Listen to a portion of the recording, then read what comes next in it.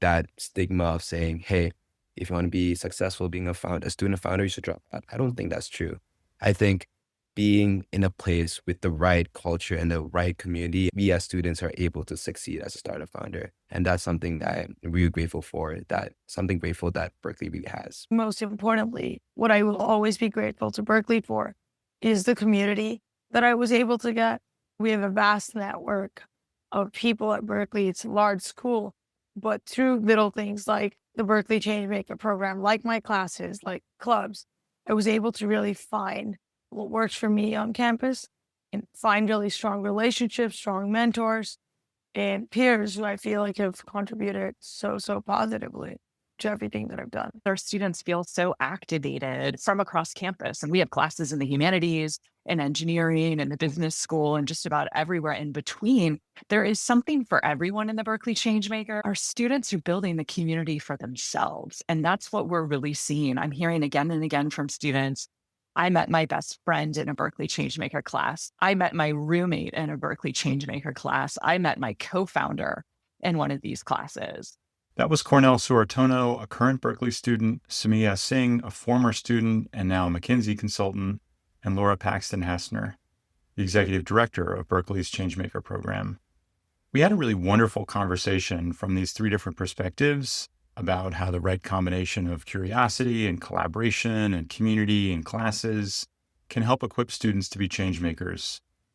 Berkeley Changemakers, more specifically, particularly in the age of AI. We talk about how the program started as a class of 500 and is now scaled to 10,000 in 5 years, and the impacts they're seeing on campus, like increased graduation rates and out in the world. So great to hear the student perspective. I think you're really going to enjoy it. Let's dive in.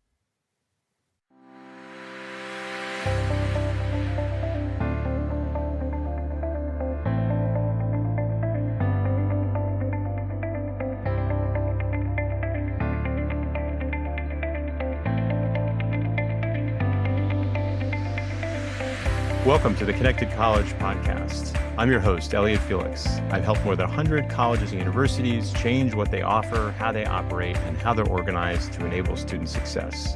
And if you're a leader in higher ed and you think that the silos and separations get in the way of student success, then this podcast and my book, The Connected College, are for you.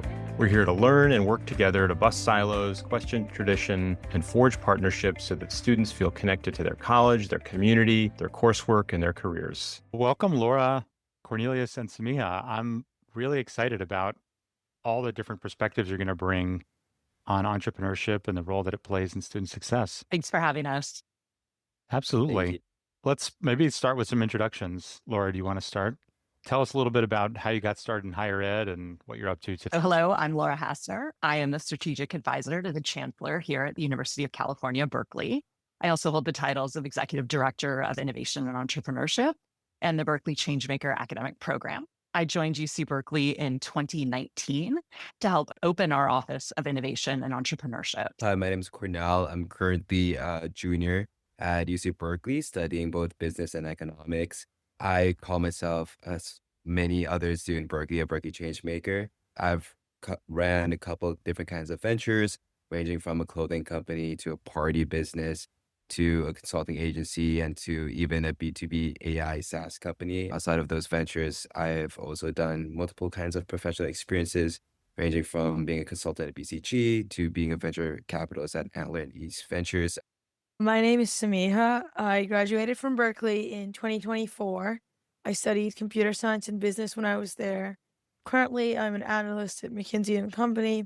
And on the entrepreneurship side, I was very involved with startups on campus, part of our student-run accelerator, and scaled a little bit of a project after I graduated to a couple of hundred users for a while that was inspired by my classmate, Laura.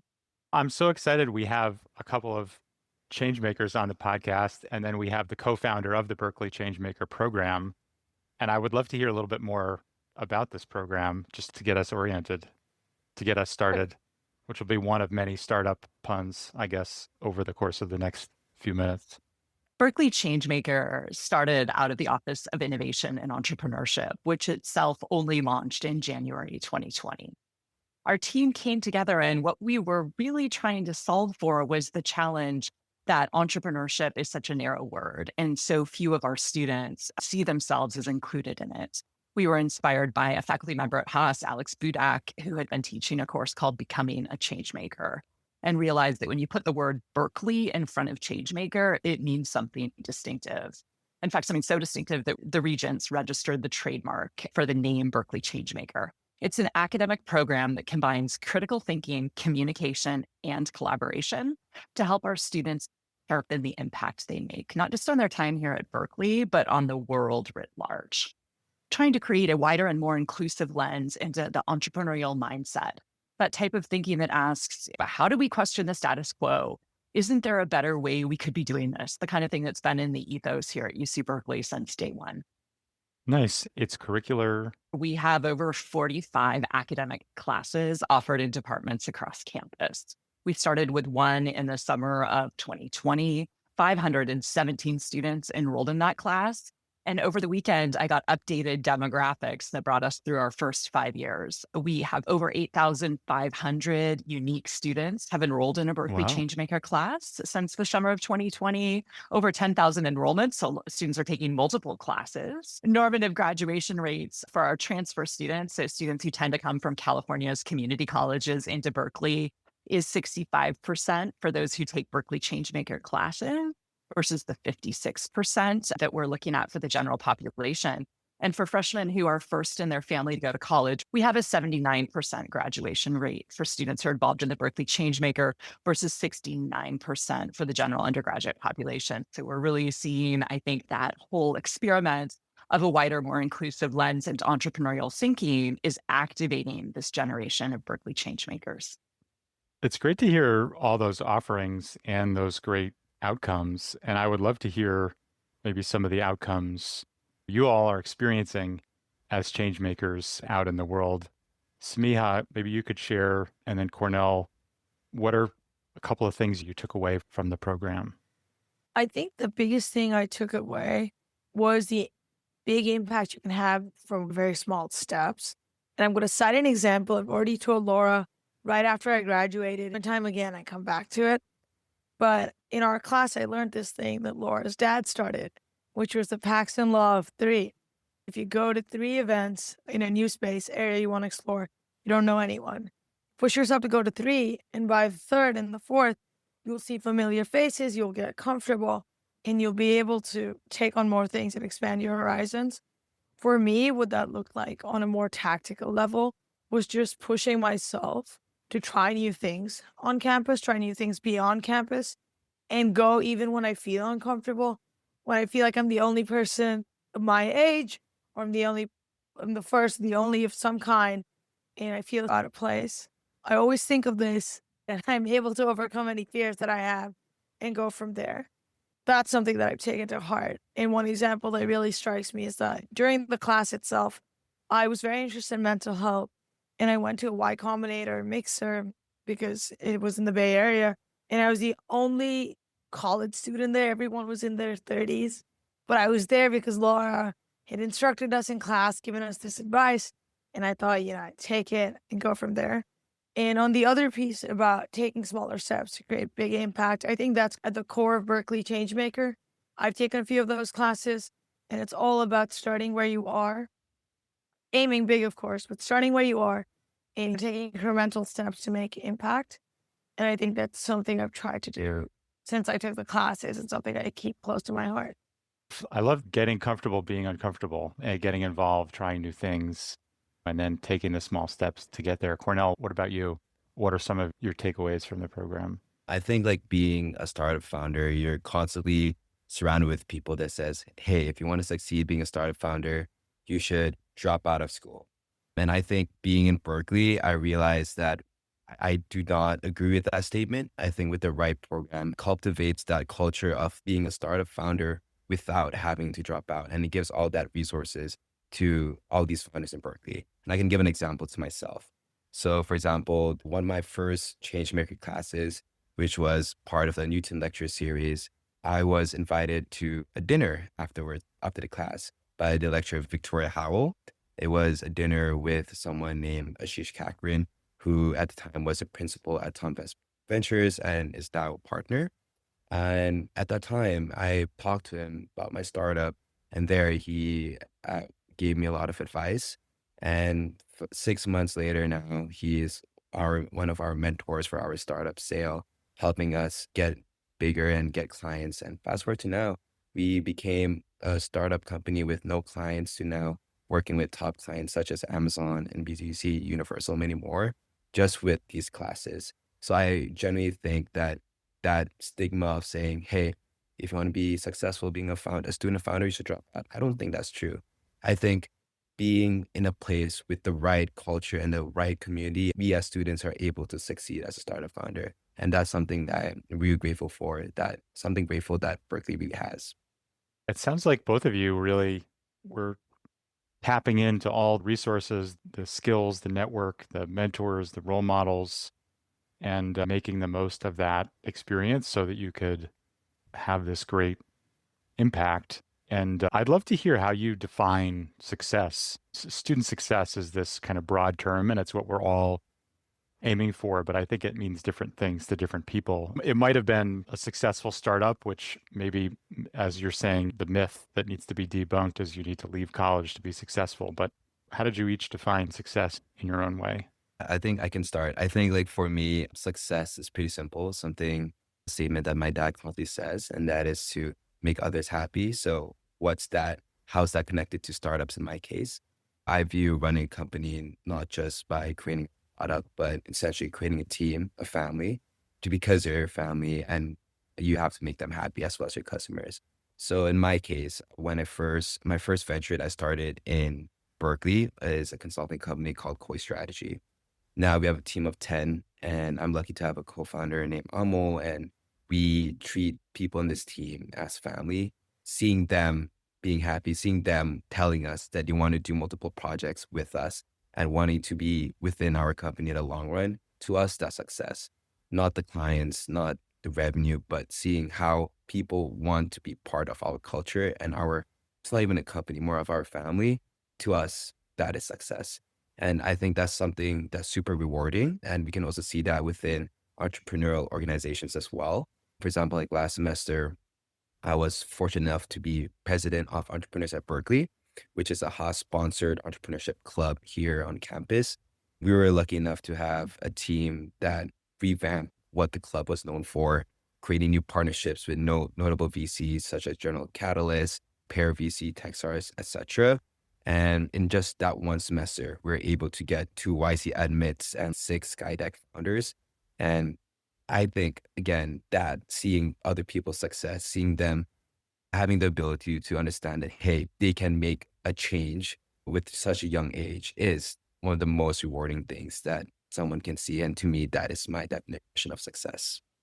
Success is making other people successful and happy and fulfilling their hopes and dreams. And it certainly tracks with something I quote in the Connected College that Richard Branson famously said, customers don't come first, your people come first. And if you take care of your people, they'll take care of your customers. And so I'm very much a fan of that and your answer. Samiha, how do you define success? When I think of student success, I think of three main things. One is happiness, similar to what Cornelius said, but the other two are learning and community. I'll start off with learning. But I think for me, a big part of my life was just following my curiosity and being guided by that and a love for learning rather than focusing on outcomes per se. And I think that has always led to greater effort, greater curiosity, has also led to greater outcomes as a result of that. I think that was foundational to my experience at Berkeley. Cornelius already touched upon happiness, so I'm not going to go into much more detail with that. But I think finding genuine fulfillment, also related to curiosity and love for learning, really helped. And finally, and I think most importantly, what I will always be grateful to Berkeley for is the community that I was able to get. We have a vast network of people at Berkeley. It's a large school, but through little things like the Berkeley Changemaker program, like my classes, like clubs, I was able to really find what works for me on campus and find really strong relationships, strong mentors, and peers who I feel like have contributed so positively to everything that I've done. So In addition to happiness, we're going for learning, curiosity, community. These are some pretty lofty ways of thinking about learning and life. Laura, how do you make this happen? How do you make it possible for students to find community, to feel like they're part of something, to create this culture of learning and curiosity, to be successful in their coursework and in their student organizations and clubs, in their careers, in their own ventures? I'm really lucky to be at a place like UC Berkeley. We don't have a mission statement ourselves, but if you look at the mission statement for the larger University of California system, it's really four words that are the most impactful. Long-term societal benefits. Long-term societal benefit is really what we're aiming at as a university. And how do we make that happen? By empowering our Berkeley changemakers with the skills they need to take their vision, that impact, that change that they seek, and equip them with the skills that they need to make that happen. I think some of the ways of thinking about success, as at least on an institutional level from the Office of Innovation and Entrepreneurship, are that PitchBook has ranked UC Berkeley number 1 in 5 categories. We generate more venture-backed startups. That's funded small businesses than any other university. And your question around how do we build community? I have to say, when we started the Berkeley Changemaker class as the single class at the height of the pandemic, it was an online recorded class in the summer of 2020. I don't think any of us thought that our students would come to the point where they identify as being Berkeley Changemakers and our gear flies off the shelves in the student store because students say, I am a Berkeley Changemaker. And I don't think we ever attempted or knew that we would possibly hit that resonating frequency of the identity level. But because our students feel so activated from across campus, and we have classes in the humanities and engineering and the business school and just about everywhere in between, there is something for everyone in the Berkeley Changemaker. Our students are building the community for themselves. And that's what we're really seeing. I'm hearing again and again from students, I met my best friend in a Berkeley Changemaker class. I met my roommate in a Berkeley Changemaker class. I met my co-founder in one of these classes. And I know earlier, Samiha referred to one of my courses. She was referring to Living with Agency, a class that I teach at the business school.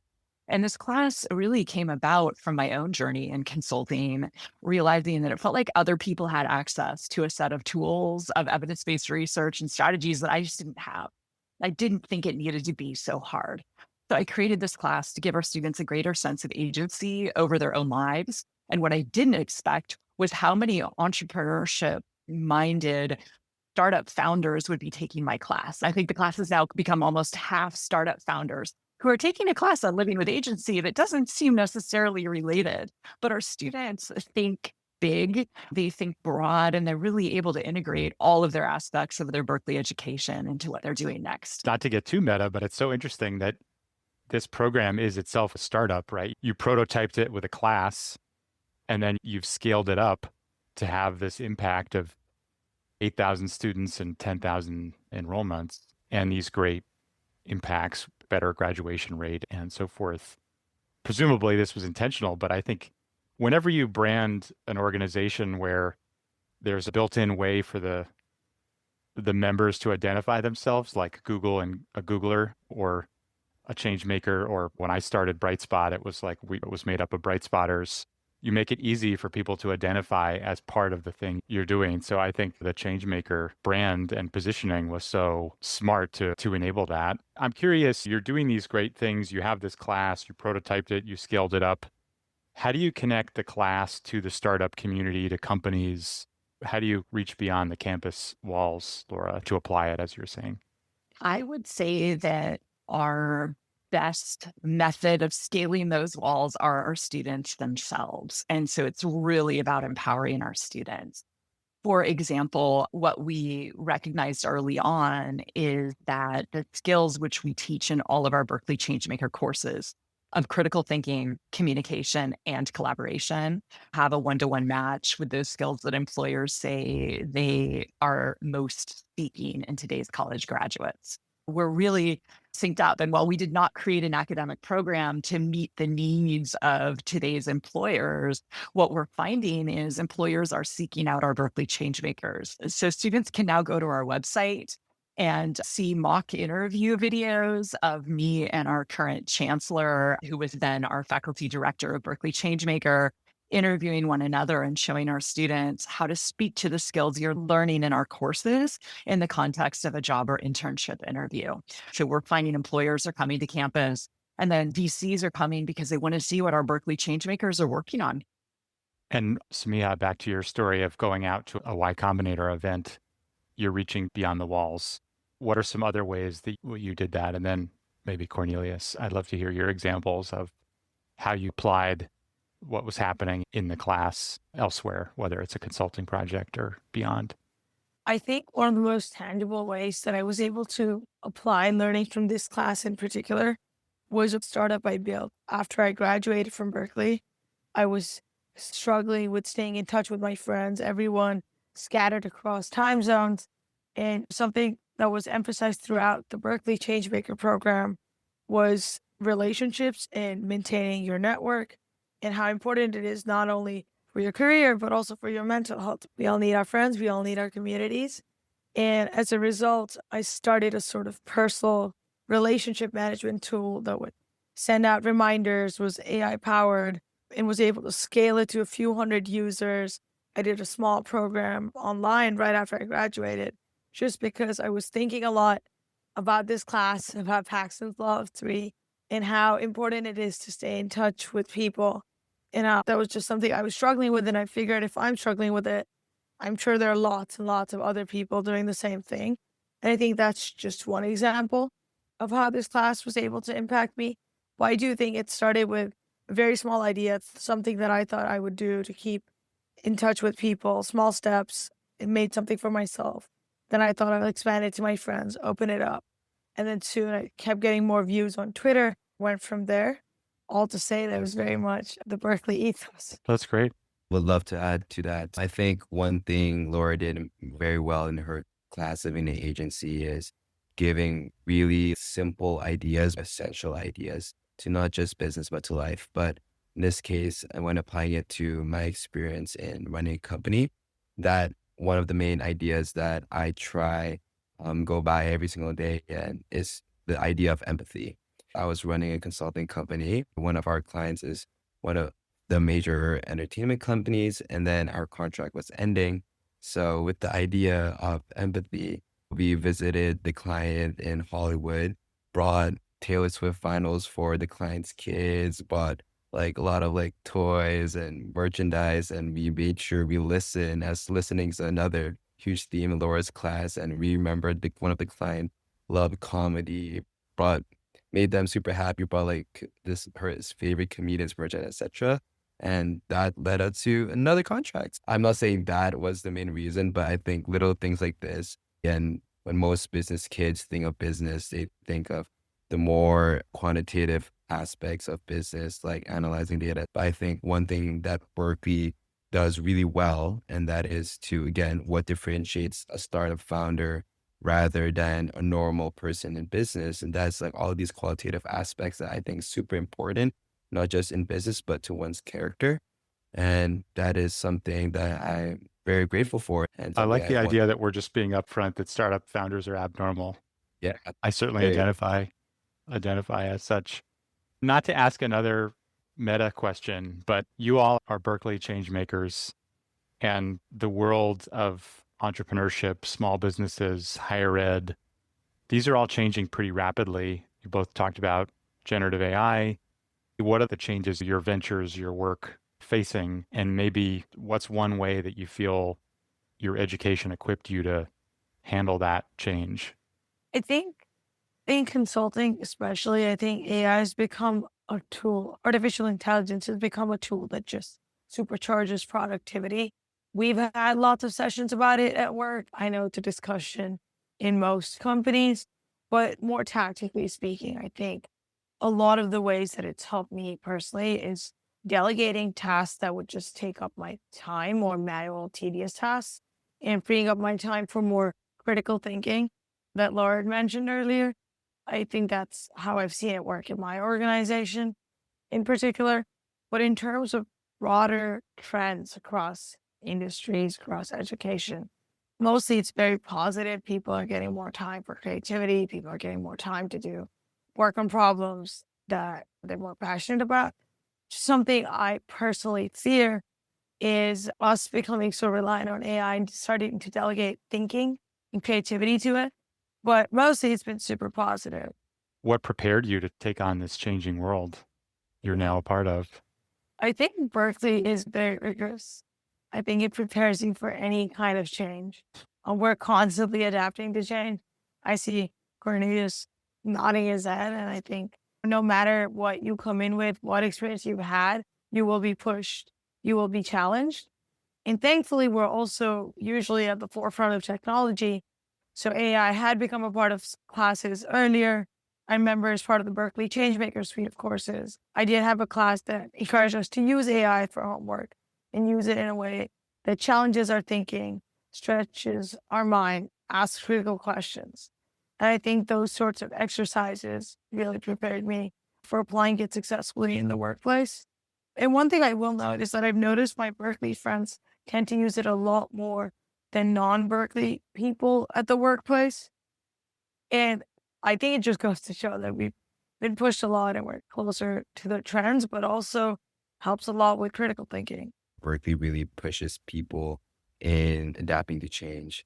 Before coming to Berkeley, the companies I founded were more traditional sense, like nothing too innovative as a clothing company, for example. Never thought I was going to go into the world of tech.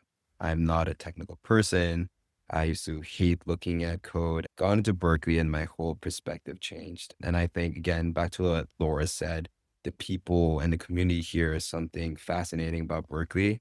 I met one of my co-founders who we've now been working for more than a year now in Haas-sponsored entrepreneurship club.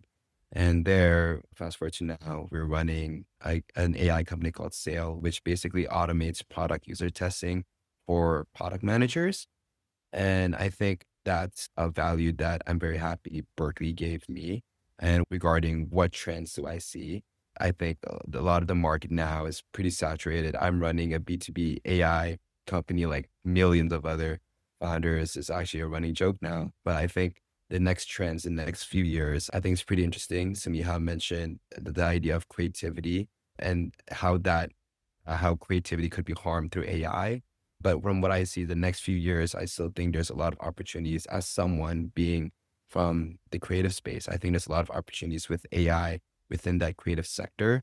And another thing, I know empathy and the idea of emotional intelligence has been brought up a lot within this podcast, but I think a lot of innovations towards the emotional intelligence part of AI, although it's very scary, I think that's going to be the future now in how can someone create that AI companion, whether it is in a workforce or whether it is in a personal sense. I think that kind of future is much closer than we think. I'm so glad that the students chimed in here on AI. So I'd just like to add Berkeley is one of the world places to be if you're interested in artificial intelligence. And within the Berkeley Changemaker, we have courses like ethical and effective entrepreneurship and high tech. I want to make sure that we also integrate ethics into the conversation. And to Samiha's point, one of our most popular new Berkeley Changemaker classes is a course called Applied Resilience, your innovation springboard. I hear from so many of our students that they leave Berkeley incredibly resilient individuals. I think that's a skill set that we just see coming out of our founders as well. It's great to hear that. And as we wrap up, I would love to hear the institutional perspective on how folks can maybe anticipate some of these changes. We've mentioned mental health. We've talked about belonging and community. We've talked about generative AI. There are a lot of challenges and changes facing students, entrepreneurs, and institutions. Laura, what's your advice on how folks can adapt to those changes? Oh, Elliot, I think we've run out of time. No, I'm just kidding. That's a really hard-hitting question. Very good question. Zach Mercurio published an article in the May-June edition of the Harvard Business Review called The Power of Mattering at Work. And in it, he writes, and I quote, "We want to feel valued and know that we add value." I think at its core, that's really what makes a program like Berkeley Changemaker as effective as we have been, is that we help provide our students with the ways to name their own value, with the skills that they need to feel comfortable in these spheres of critical thinking, communication, and collaboration, while feeling that they matter, that they are a valuable part of our community. In our Office of Innovation and Entrepreneurship, we think a lot about our ability to impact. So here we've been speaking from the student success perspective. So a student's ability to impact from a place like UC Berkeley is equal to a very simple equation: their ability to navigate our resources multiplied like times the number of resources we have available. And Berkeley has an unbelievable number of resources available. We have over 100 members on our Innovation and Entrepreneurship Council who are campus leaders in various units in this space. What we have to do is make our students aware of the resources and connect them to it. And I think get out of their way so that they can enact the change that is most important to them. To me, what you're saying is you almost have to take a step back.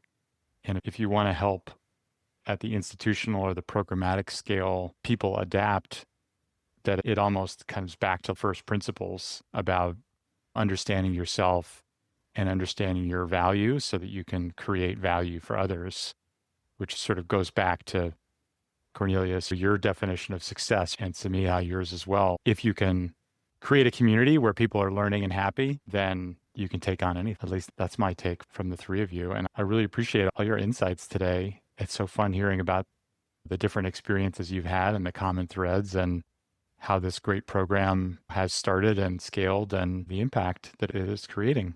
Thank you so much for the opportunity to be here. And I'm so grateful that we had a former student and student here to join us too. Thank you so much. Thanks for listening to the Connected College podcast. Subscribe to my Connected College newsletter at elliottfelix.com for insights and excerpts from my upcoming book, tools you can download, and special offers. You can also find more information about talks I've given, articles I've written, and upcoming events there. And please support the podcast by rating and reviewing it wherever you're listening. Let's create connected colleges where students will succeed.